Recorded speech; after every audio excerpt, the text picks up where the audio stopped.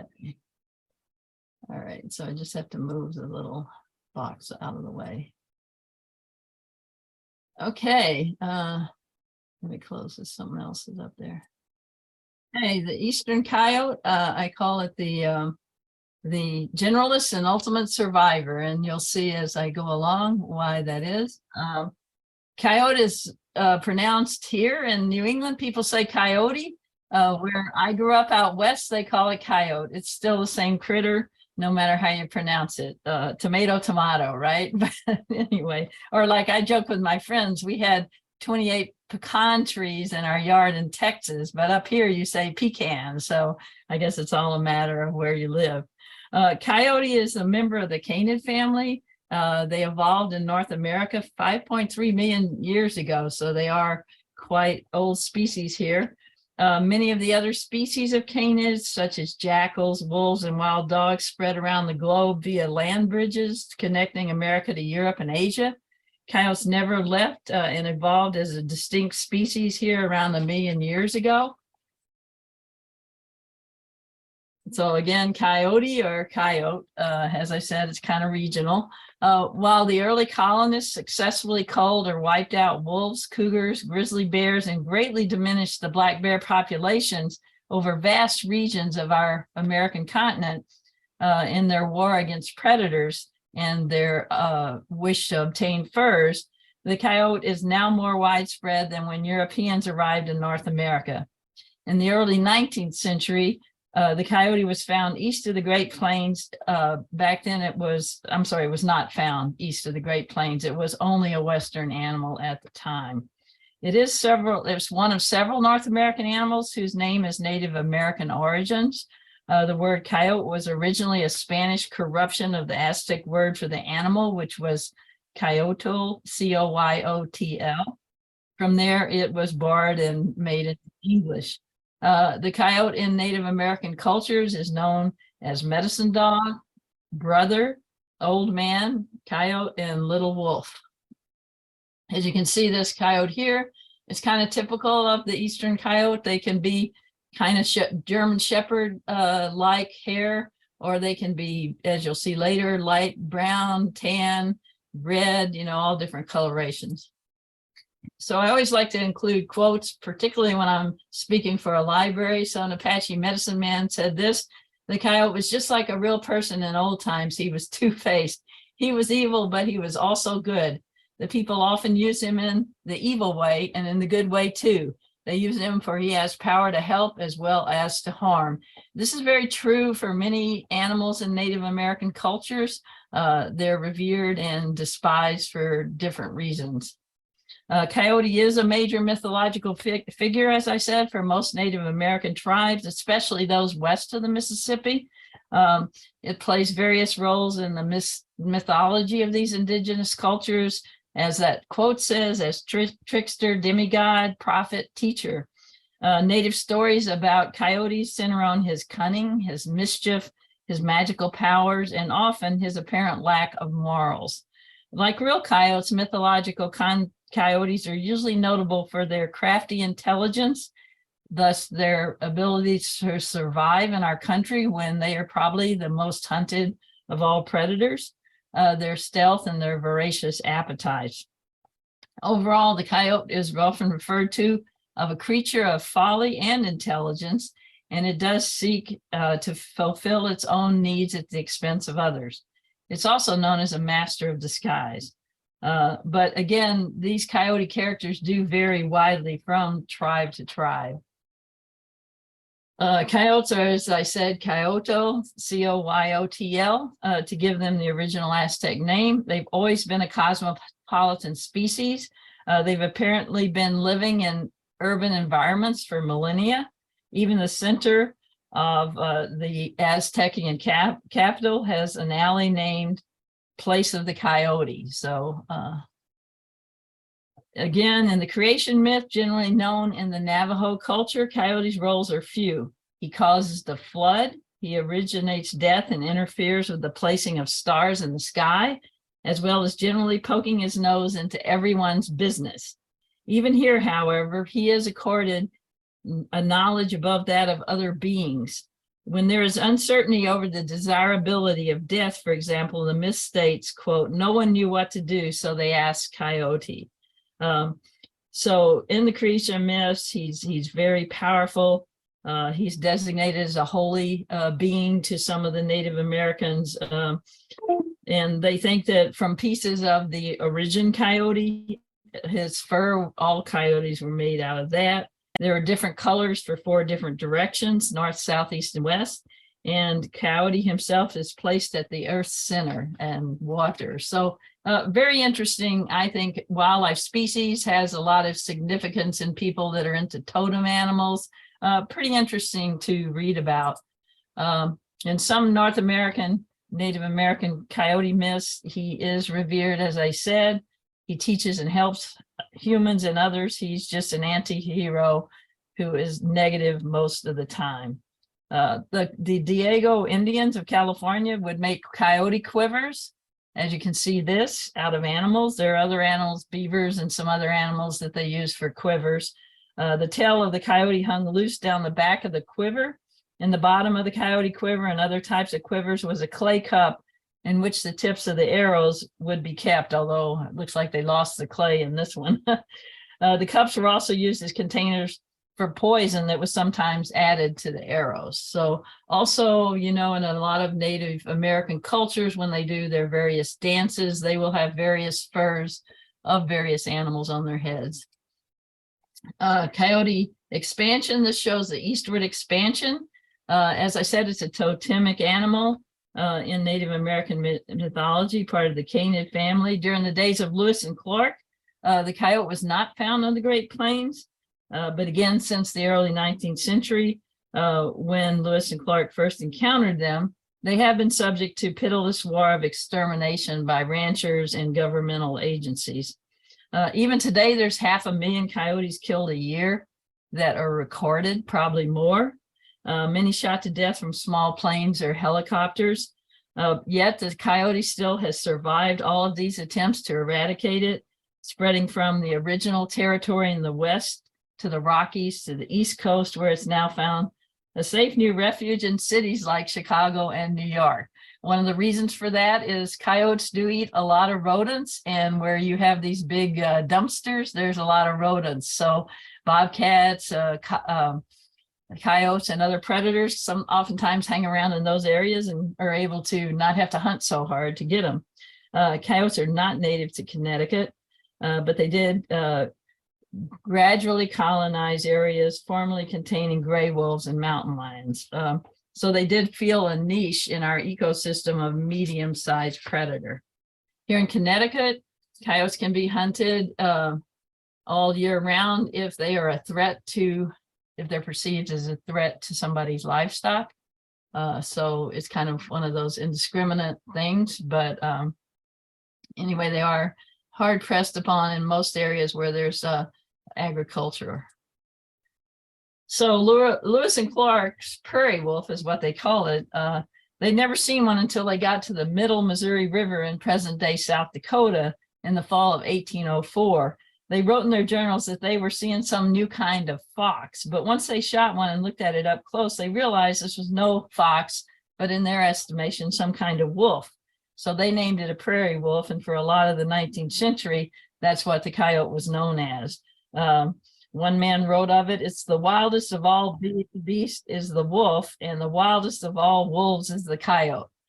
Coyotes do have wolf DNA in them. So here's a map of the distribution of the 19 known subspecies. Of their Latin name is Canis latrans plus, as you can see up above, and Lestis, the mountain coyote. So they each have sort of a different name. I think I need to change the color of that font. It's not so easy to read. But our Eastern Coyote is Canis for canine latrans var. So you can see the areas in which it moved. The 17 is the Northeastern Coyote. You can see the Eastern Coyote does extend down towards Pennsylvania a little further south, but not too much. The areas of the Carolinas, they do have small populations of coyotes, but not large populations. I've called biologists down there, and they for some reason don't really thrive as well down in those areas. So the coyote is not native to Connecticut, and it did expand from the early 1900s to the 1950s into Canada and then the Northeast. With the wolf extirpated in the Northeast, it allowed a healthy environment for the coyote, because in certain hunting areas, certain of these carnivores and omnivores do compete with each other. So we all know Mark Twain being in Connecticut, because, you know, the Mark Twain house, he did write a number of his books. Even Mark Twain exorciated the coyote in his classic 1870s book, Roughing It, which I encourage you to read if you have not. He launched into a 4-page comic rant about the coyote as a cowardly, despicable little wretch that lives off carrion. So I'm going to read the whole quote. This is part of it. He said, "The coyote is a long, slim, sick and sorry looking skeleton with a gray wolf skin stretched over it, a tolerably bushy tail that forever sags down with a despairing expression of forsakenness and misery, a furtive and evil eye, and a long, sharp face with slightly lifted lip and exposed teeth." I guess he kind of observed one, huh? "He has a general slinking expression all over. The coyote is a living, breathing allegory of want. He is always hungry. He is always poor, out of luck, and friendless. The meanest creatures despise him, and even the fleas would desert him for a velocipede. He is so spiritless and cowardly that even while his exposed teeth are pretending a threat, the rest of his face is apologizing for it. And he is so homely, so scrawny and ribby and coarse-haired and pitiful." So he had quite the opinion of the coyote. In the 1920s Scientific American, they called the coyote the original Bolshevik. But again, coyotes have proliferated in the face of a century of intensive persecution. Again, over 500,000 that are known or are killed per year. So they have again and again confirmed their intelligence and adaptability in the face of adversity. They have proven worthy of folklore, and particularly a rather well-known coyote. I was just home in Texas and saw some road runners, and my little great nephews are like, "Aunt Ginny, like, how come the coyote always wins?" And so I kind of went into a little description of how they're, you know, they're very cunning, and they have senses that enable them to see a hunter 2 miles away, you know, and very keen hearing. So also there were some coyotes that were not, you know, mean. Bentel the coyote was one of Pluto's nemesis, but others were depicted in a good light, over here, Country Coyote and the Legend of Coyote Rock. There were some actually good coyotes in literature. A lot of our animals, their characteristics kind of get exposed and written kind of in a wrong way in literature, and by Disney is one of the great entities that kind of depict animals not in a accurate light all the time. But the way I look at it, it does expose our children to animals and kind of makes them animals lovers. That's probably how I became such an animal lover as well. So again, here's another coyote, a little bit different look. Canis latrans means the barking dog. They do resemble a small, lanky German shepherd, but they do have wide pointed ears, a long muzzle, always yellow eyes, and an uncurled, bushy, black-tipped tail. And oftentimes they carry it low to the ground. Again, they were first documented here in the 50s. Since then, they have expanded their range and are now common throughout the state and all towns. The Eastern Coyote is larger than the Midwest and Western Coyote, and that is true of black bears and other animals like bald eagles. They were thought to have bred with gray wolves and domestic dogs. Their fur can be a grizzled gray color with cream color or white underside. But again, as I said, that's a variable coloration with some blonde, red, charcoal coat. So oftentimes they might be mistaken again for a dog. They're 4 to 5 feet long from the tip of their nose to their tail.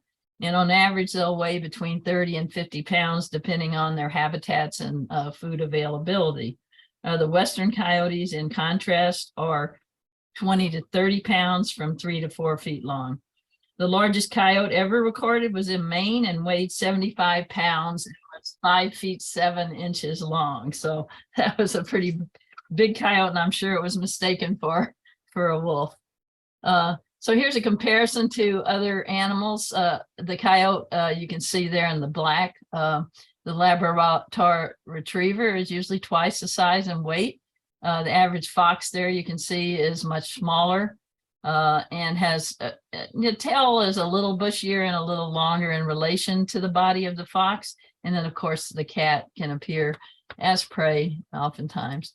How to recognize the differences, although we have no wolves native to Connecticut or even in the Northeast. The light gray to black, you can see kind of a difference in the foot. The wolf's feet are more outspread, as you can see. When you see a coyote's tracks, they're pretty easy to recognize. Generally speaking, a lot of wild animals move in a straight line unless they're hunting. And as you can see, the narrowness of that track. So their tracks will appear generally narrower from right to left than a dog. But anyway, there's the dimension sizes. So, you know, a wolf can be up to 120 pounds. So it really, really is much larger than the coyote. They can be 6 feet in length, 30 inches in height at the shoulder. The females can weigh 70, 80 pounds, and the males can weigh 95 to over 100 pounds. You can see they have a little blockier muzzles. Their ears are shorter and more rounded. They usually are in a black or white and shades of gray and brown. Their tracks are about 5 inches long by 4 inches wide, and you know, quite different from the size of the coyote. So the coyote is what we call a keystone species, and that means that their presence or absence has a significant impact on their surrounding biological community. Their role is similar to the top block in an arch, the way they used to construct things. If you pull that block out, the entire structure crumbles. So sometimes people say to me, what good's a black bear? What good's a coyote? What good is this animal or that animal? Even squirrels, you'll learn about that. But they are important to keeping the balance of the ecosystem in the wild animal kingdom. So like other top predators, coyotes do keep natural areas healthy. Keystone species like coyotes can have a regulatory effect on smaller predator populations. That includes our, you know, things like rodents, like mice and stuff you might not want around your house, and rats. And that allows prey of the smaller predator species to survive. For example, a lot of these little predators like skunks and stuff do consume ground nesting birds' eggs. So by the coyote eating some of those, that helps keep track of those eggs a little better. They do clean up the environment as well because they're scavengers. So they do, like vultures almost, provide an ecological service by keeping our communities clean of carrion, but also that endangers them for a lot of roadkill. As I probably told you in other talks, we do have a significant amount of roadkill of every animal in the state. So I always say, please slow down, particularly at night on those roads. If coyotes are absent or just greatly reduced in a natural area, the relationships between species below them in the web are altered, putting many small species at risk. So these keystone species are very, very valuable and important. Again, they were first observed here in the 50s. This was the first officially documented coyote killed in Kensington in 1963. Again, they're found in every town in the state. They've had a steady growth in population since due to excellent habitat, and we've had regulated hunting. It's estimated we have a population of nearly 3,000 in the state. But again, these are kind of like the census, you know, the populations aren't counted every year, so it could be growing more. As I said, they are fairly healthy species in our state. They are opportunistic and adaptable. They actually are an amazing example of ecological generalists. They're intelligent, inquisitive. They can quickly recognize and adapt to new habitats and opportunities. They are enterprising, and they have colonized many kinds of habitats, including forests, grasslands, suburbia, even urban areas. And they are able to tolerate and coexist with humans, as you can see that one just kind of wandering in that backyard. They did spread again into Connecticut because they are so well adapted to changes in the landscape, and almost all citizens live in close proximity to coyotes.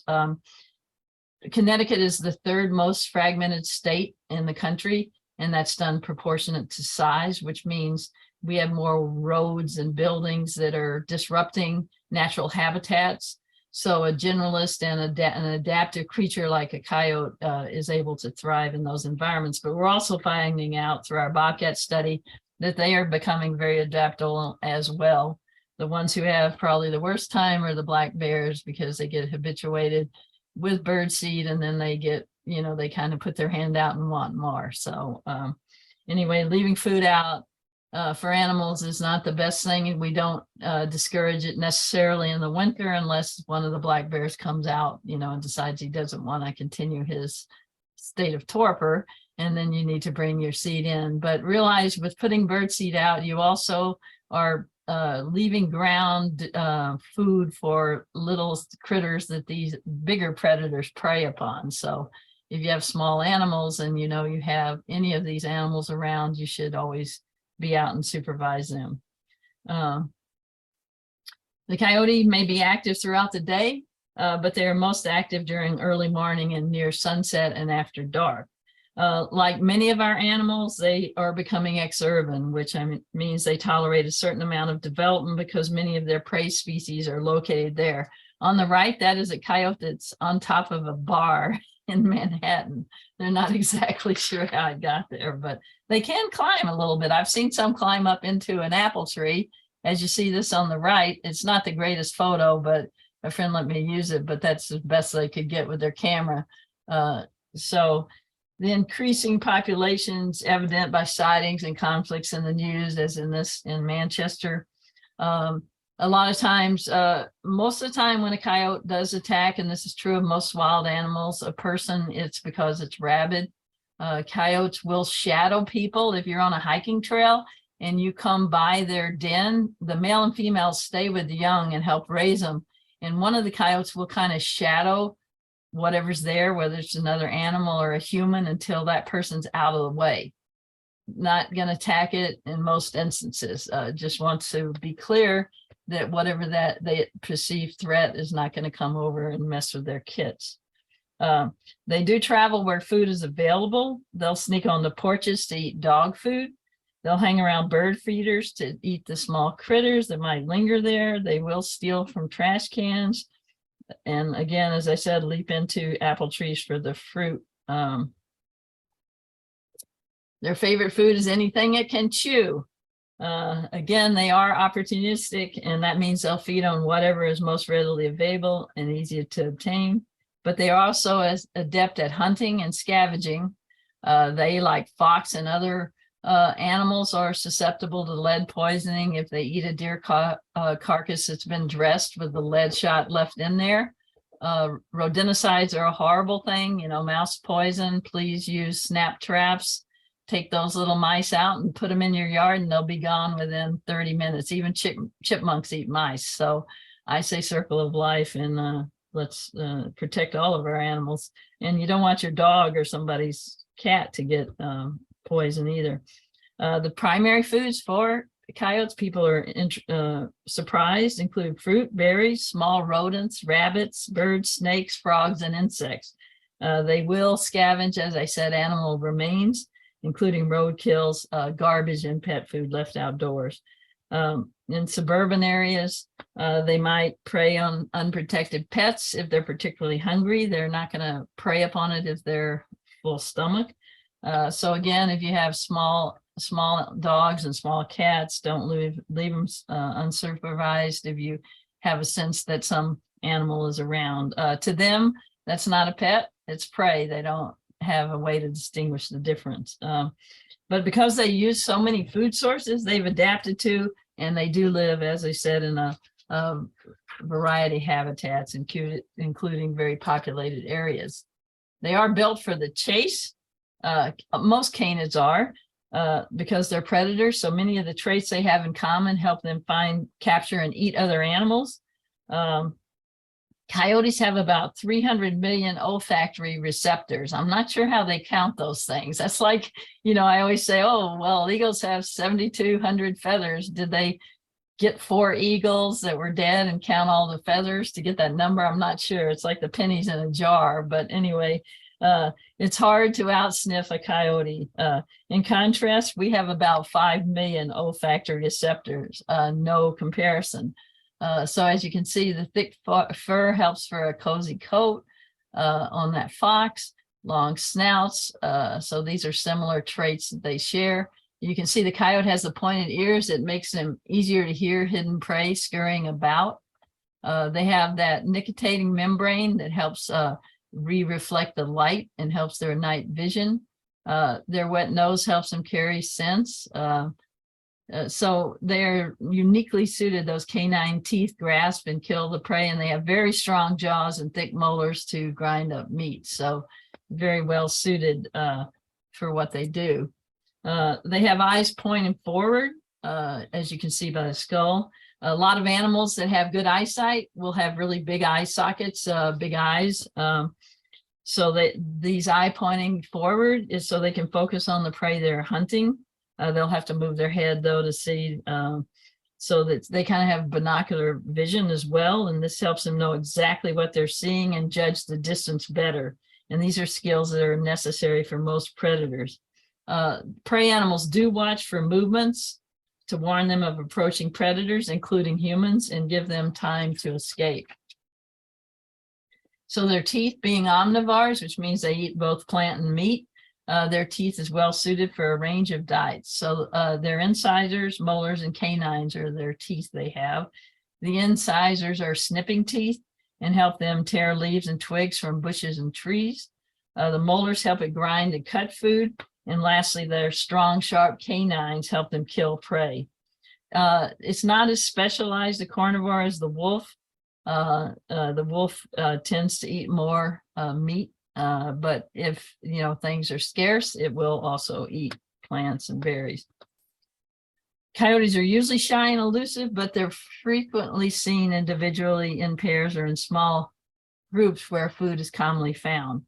This one on the bottom here is one I had outside my house one winter, and you can see it's very, very blonde, very different. A family group, more commonly known as a pack, consists of the parents, their pups, and occasionally the previous year's pups.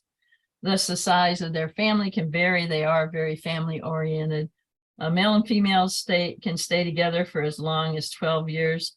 And each pack has an alpha male and female couple. Our alpha and female coyotes will be getting together soon. And they do hunt together when they are in breeding season. Most of the time, coyotes will hunt solitary unless they're teaching their young how to hunt. So when you hear all those yipping and yapping noises at night and say, oh, I wonder what they killed now, that's not a kill site. That is all the family getting together, making all their little noises. Coyotes are silent predators. They don't want to share their prey.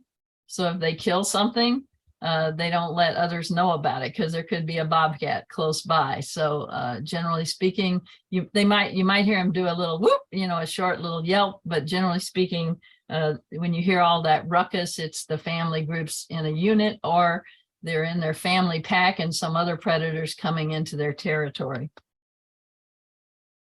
They have excellent senses of smell, hearing, and eyesight. They can run up to 35 to 40 miles per hour for an hour. So they can run deer down. Obviously, long-legged animals like that don't have that kind of endurance.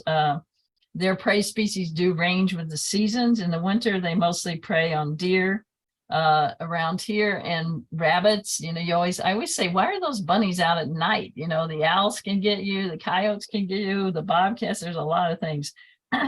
During the snowy periods, ungulates like deer do weaken in the winter, and the deep snow makes it hard for them to move around, so it makes them more vulnerable for the coyotes. So if a pack is together, say some of the young or happen to be with the alpha male and female, usually the alpha pair will strike it and bring them down, and then call the rest of their family in to feast. In the fawning season, the coyotes will actively hunt fawns, and this is true of some other animals. That is a limiting factor for fawn survival. In the spring, though, they feed on rodents. All the little rodents are coming out, running around, and I don't know how that circle got there. I didn't do a thing. They add insects, crickets, grasshoppers in the summer, and any other furry critter they can find. And in the fall time, they'll, like many fur-bearing animals, they'll eat mast, which is a lot of nuts and fruits. This year was a really bad mast year. I don't know if you noticed, there weren't a lot of acorns around. So we're kind of waiting to see if some of our first year sows that we're going to have their first litter, see if that affects it or not. So anyway, I guess we got some artists here that's drawing somehow on this PowerPoint. I don't know if y'all see those lines, but I do, so I'm not sure what's going on. Anyway, as I said, they are able to run incredibly fast, and they can chase prey for up to 10 miles, although that would be unusual. The prey would generally fall in exhaustion. Deer can run up to 30 miles per hour, so you think maybe they have a chance to get away, but they don't have that kind of endurance. So the coyotes will chase, then attack from the rear end, and then bulldog the legs and bite their throats until they bleed out. I mean, that's a predator, but and they are very adept at hunting in any condition, and if they don't want to be seen, they won't be seen.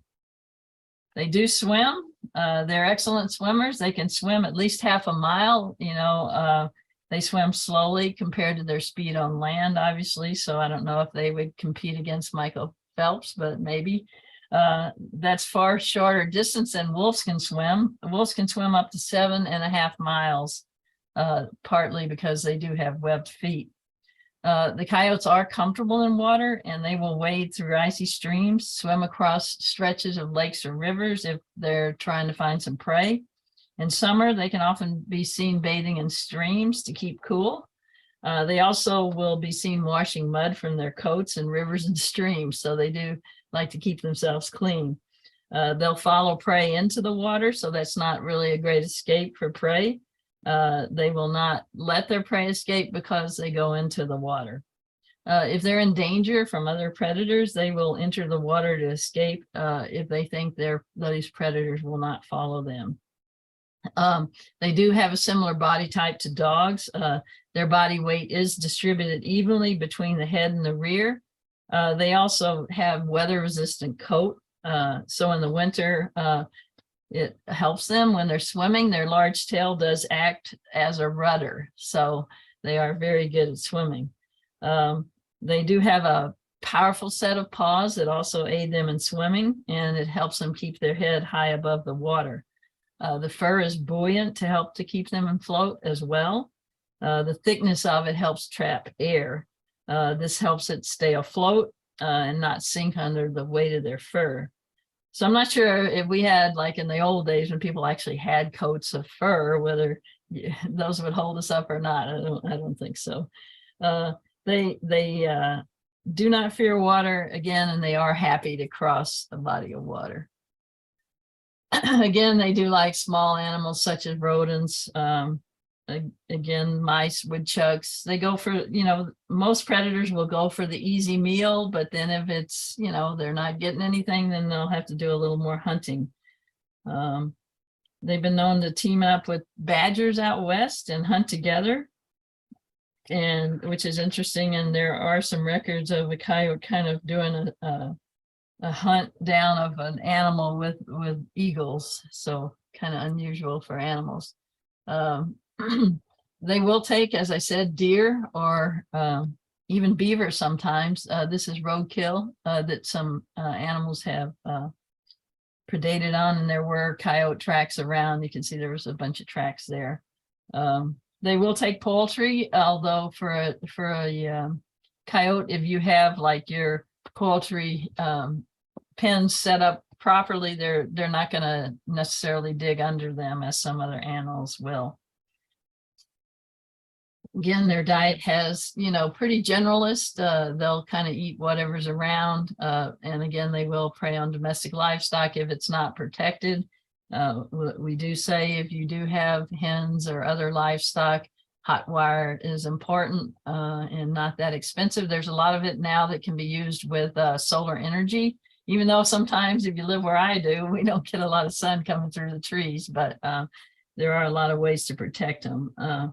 Coyotes taking pets are not considered an immediate threat to human safety, but I do say to people, use good sense. If you have pets smaller than 25 pounds and there are predators in the area, best to supervise them because again, they don't know if they're your pets. So Wily Coyote, these are two different coyotes that were in my yard in the winter. I haven't really seen any this winter. I'm not sure why, but again, they do have a very developed sense of smell for finding food and avoiding dangerous predators. They can see a hunter over 2 miles away or smell them or sense them. Sometimes they actually tiptoe. If you ever watch one, they will tiptoe on their toes to make as little noise as possible. And their fast run helps them get out of the way if they perceive there's a threat nearby.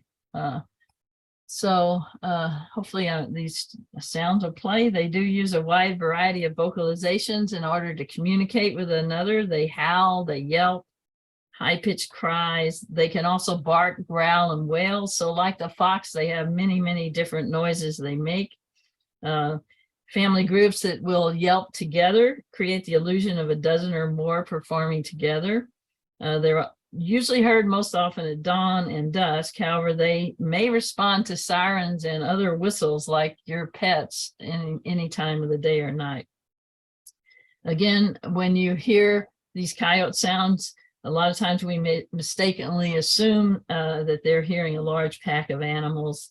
But again, it's an auditory illusion, which is called beau geste effect. And the variety of sounds produced by each coyote and the way as the sound is distorted as it passes through the environment, two of these tricksters can sound like 7 or 8. So pretty interesting. Group yip howls, which you'll hear sometimes, are produced by a mated and territorial pair of alpha coyotes, which that will start up soon, with the male howling while the female will intersperse yips and barks and short howls.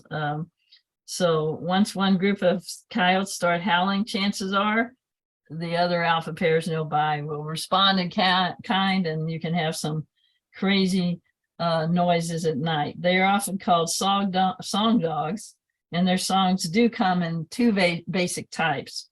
They have the group yip howl, which I talk about, which promotes bonding within the family group, also serving as a territorial display, and they will howl and bark separately. Like human voices, their barks and howls are individualistic, so each of them have just a little different sound to them. So these animals can distinguish each other by their howls. So I'll play a few for you.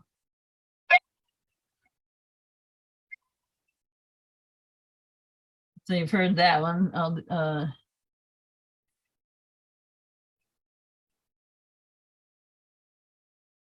So those are the yips.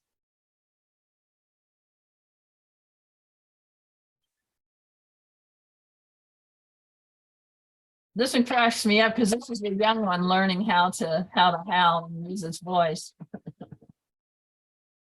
Okay.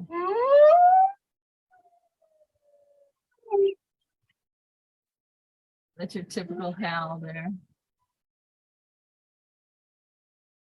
And if you heard me give my things that go bump in the night, Hollywood used to use a lot of animal sounds for horror movies because back then they didn't have mood synthesizers and computers to make all kinds of noises. So they would record a lot of animal sounds, and there were actually groups before social media that couldn't wait for the next horror movie to try to figure out which kind of animal that Hollywood used and amplified. So that was quite interesting. Let's see, I think I did that one.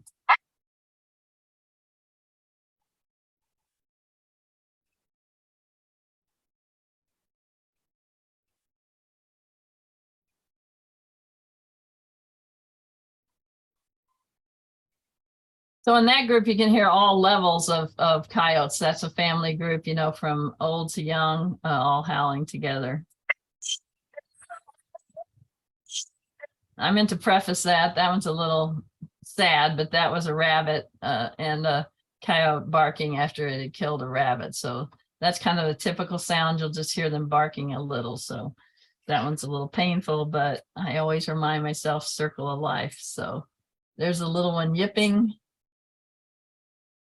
And their tracks, you can say, show a prominent claw, unlike cats, which do not. And 4 toe pads, as you see, with a triangular heel pad. Oftentimes, a lot of animals will do what we call a direct register, where their hind leg will go, their hind paw will go into their front paw. So that always confuses some people. But there's some tracks in the snow. We're getting snow, so I encourage you to go out in the morning and see what wandered through your yard. Again, the northeastern coyote, their tracks are 2.5 to 3.5 inches long and 1 3/4 to 2 3/4 wide, while their rear tracks are 2 1/4 to 3 1/4 inches long and 1 1/4 to 2 inches wide. The heel print on the hind leg is a little smaller and rounder. People often confused coyote and dog tracks. One of the guideline, although it's not a strict rule, is dog tracks are rounder, as you can kind of see there. Coyote tracks tend to be pretty narrow. With the dogs also, the toe pads stick out a little, kind of like splay-footed in a way, as if they're more flat-footed. Coyotes, a lot of times when you see them, they'll be trotting. They trot more than walk. They have an alternating trot, and sometimes they'll do like a side trot where they're kind of sideways as they trot. So these are not really proportionate, but you can see the difference in the foot pads of canids from wolf. See how much larger to the coyote, to the red fox, to a large dog. So again, canids do show their claws. So territories, I just had this conversation with a biologist the other day. Territories are changing a lot in Connecticut. So, you know, whereas one time we could say, you know, a female black bear has a territory of not more than 5 miles, whereas a male might go 10 to 50, you know, but now we're finding with increasing urbanization that a lot of the hard and fast rules are not as hard and fast. But here's an alpha male and female here. As you can see in the wintertime. So their average lifespan is up to 7 years. Some do live in their teens. It just depends on how much they stay away from roads. Predators, mostly humans, through hunting, trapping, and roadkill. Sometimes a black bear in the spring, or bobcats, fox, or great horned owls might take a kit. So urban habitats of these coyotes are smaller than urban and suburban than the forest habitats. They are highly territorial though, and they will keep non-family members outside their territory. They defend their territory through howling, scent marking, different body displays, and confrontation, even with trespassing coyotes. The male and female do maintain their bonds for many years. They reach sexual maturity between 1 and 2 years of age. They'll commonly enlarge abandoned woodchuck holes or fox burrows. Again, they are centered on a nuclear family. Once a female selects a mate, the other males don't bother to try to couple with her. They peacefully move on.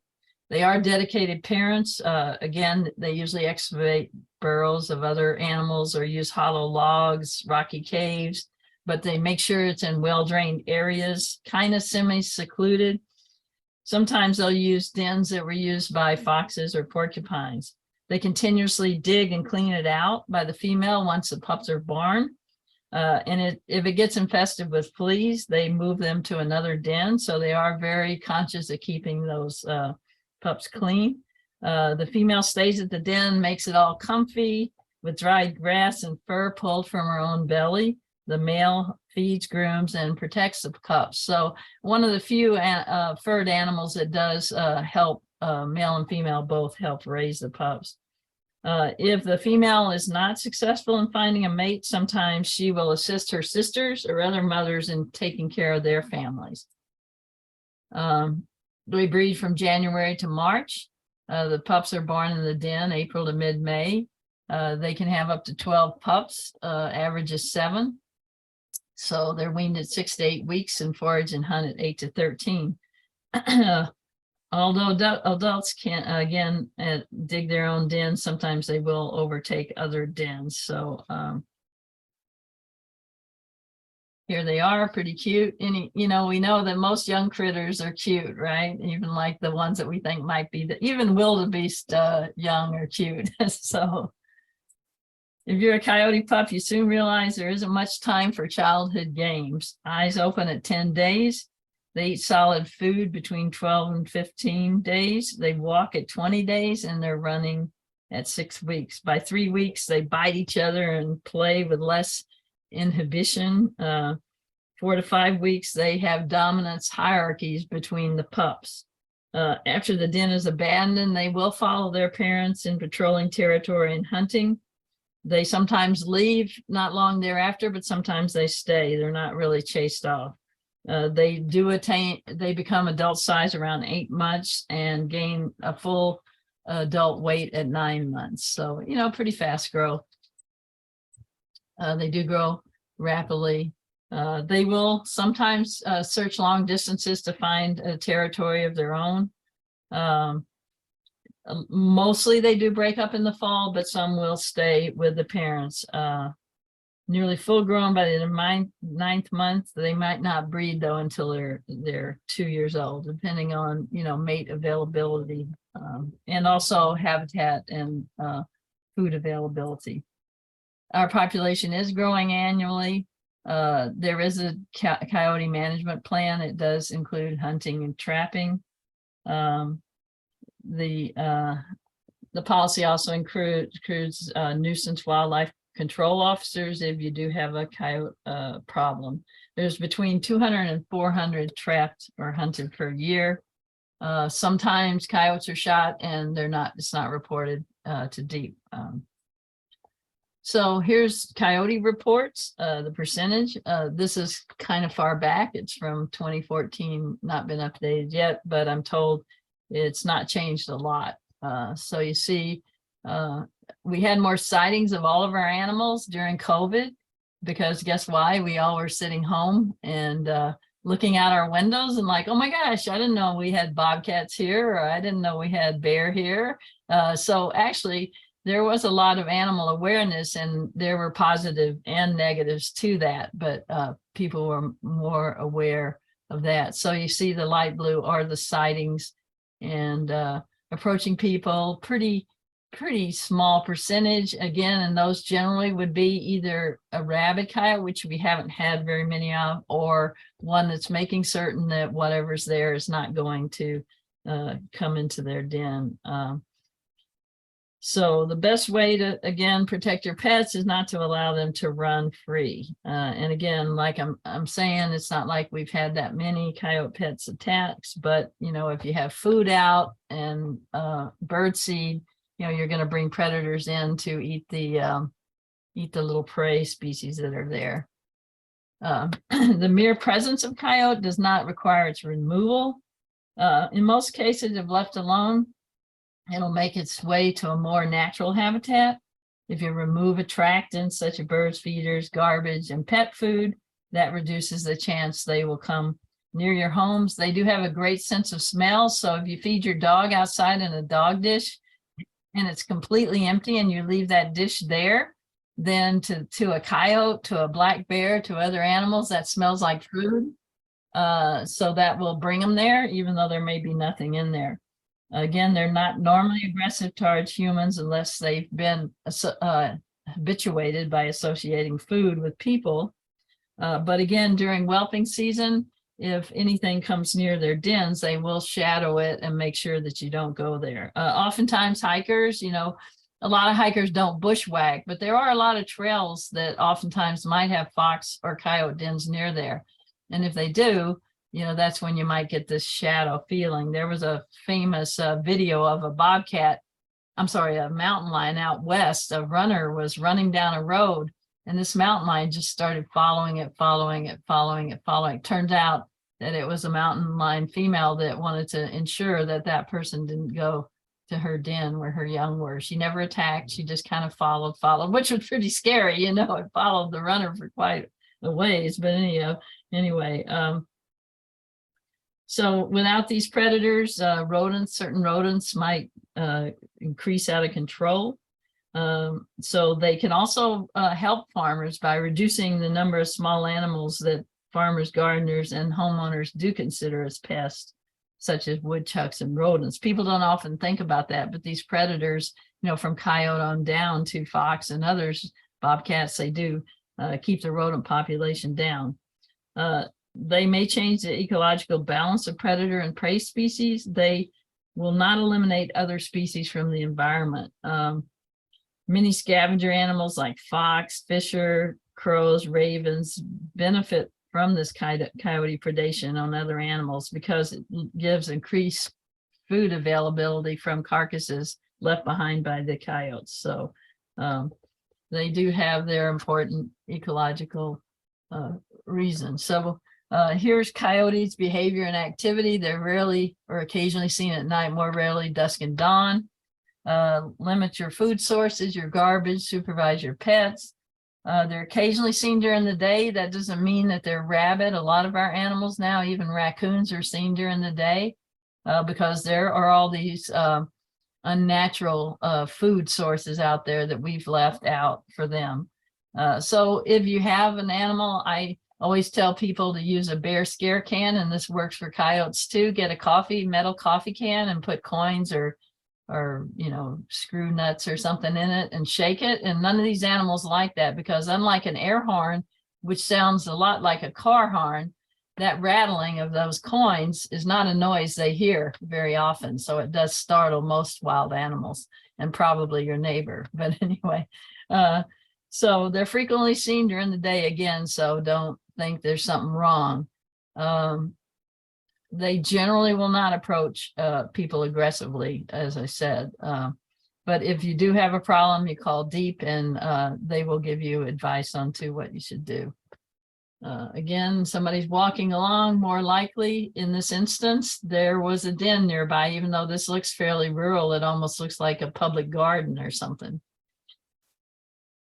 They do frequent this area, the city of Calgary out west. They've been very good in notifying people about all different kinds of predators. You know, if they know there's an active area, they'll let people know that they're there. So coexistence with these animals, rural and urban landscapes do offer a lot of abundance of food, water, and shelter for coyotes. Here's some of the steps you can take. You've heard many of these, I'm sure. But try to use wildlife-proof garbage cans. Many of your garbage pickup companies now do have bear-proof cans, which will work on these animals too, because they can't use their paws as hands like bears or raccoons. Again, don't leave pet food outside or in an open garage door. It's better if you can take your trash out the morning of pickup. That's not a guarantee that some animal's not going to rummage through it, but it gives you a better odds that it won't. Compost, better to put in secure containers or not put meat out in your compost. That tends to draw the predators more. If you have fallen fruit, keep it off the ground because coyotes do eat fruit.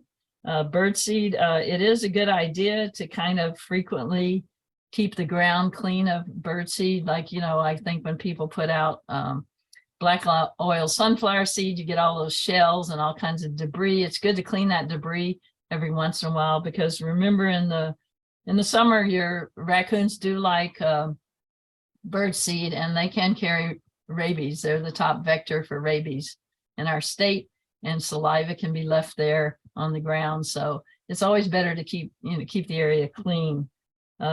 Keep it off the ground. It will attract rodents. If you're having a big mice problem in your house in the summer and you feed birds, that's probably likely one of the reasons why. Keep your grills clean. So you know that little drip pan, be sure and clean that up and burn off the meat off your grill. And that's true for all animals. unless it's very, like we've had a drought and it's been very, very hot here. If you are having a problem with furry predator type animals and don't want them around, then you can eliminate water sources, meaning places they can drink water. But again, if it's really, really horribly hot out, you know, a lot of our streams are dry, then, you know, you can leave the water there. Clearing brush and dense weeds away from buildings, because a lot of things, like a lot of fox take up home beneath sheds and stuff to have their young in the spring. They leave pretty soon, but if you have the area clean there, that'll keep it away. If you have crawl spaces under decks and around buildings where coyotes may den or other animals, we do have some bears that are now denning under decks and yards where people feed year round. If you put lattice there, I'm not saying they won't break it, but if you board up under those decks, if you have that situation, that will keep that. If you do see a coyote in your yard frequently, just make a lot of loud noise. They don't like that. They will leave for that. On the Deep website, you can find this Living with Coyotes, which will have these tips and other fact sheets. It's just www.ct.gov/Department Wildlife, or really just go to the Deep site and put in coyotes or whichever animal you want to hear about. They are classified as fur bearers, which are animals with fur, and there are trapping and hunting seasons in Connecticut. That is part of Deep's management plan. Hunters and trappers have to follow strict laws and regulations, tagging, reporting and tagging the coyote pelts before they're sold. The seasons generally are January to April and May to December. But as I say, you know, farmers can shoot them if they think they're attacking their animals. So here's some pelts here. And problem, coyotes can be removed by nuisance wildlife control officers for a fee. Again, when you call them, most of the animals are trapped and euthanized. So whether it's a raccoon or a coyote or whatever. So don't feed them. And thank you. And I'll be happy.